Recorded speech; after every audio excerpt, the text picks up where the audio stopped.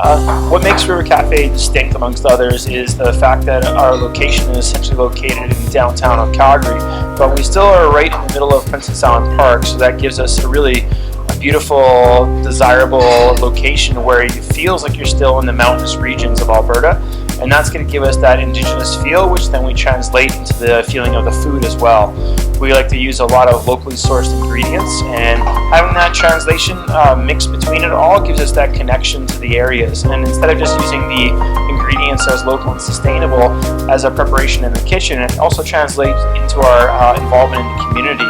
So that way we're treating things as more of a culinary destination where we're having that with an involvement of everybody around us participating to produce the food that we do. So if I were to think about several dishes that we might have on our menu that either a new clientele or people that would be interested in our region when they come in, or even myself that would represent our restaurant in our area, there's several things that we like to practice. One is that I always like to have a beef tartare on the menu, and right now our beef and what we use is a really a beautiful grass-finished product. So that grass-finished product allows us to really understand why a tartare and raw can still be consumed, and it's more of the safety that's going into the animals. But not only that, but the flavor profile it produces. So anytime I see on a menu anywhere, if I have the ability to have a tartare, I always love to order it, and it represents something beautiful about the products. So that's the main great product that we bring in. And then on the other note to that too, what represents Alberta really is even our lamb dish that we have. It's a beautiful locally produced lamb.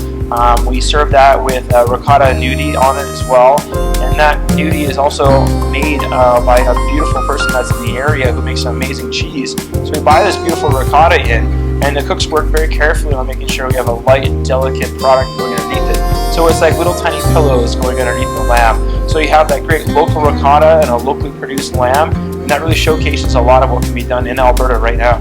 So if I always think about being a chef, there are a lot of excitements and challenges at the same time. In excitements, we speak about creativity as a chef, but in a lot of different roles that you can be, you can see that creativity in different ways. I like to see it now where I am in the role where I get to be creative, I get to see creativity, I get to enhance creativity, I get to watch creativity, and really that creativity is just always developing around me with the staff that we have and a wonderful team that's led in this kitchen.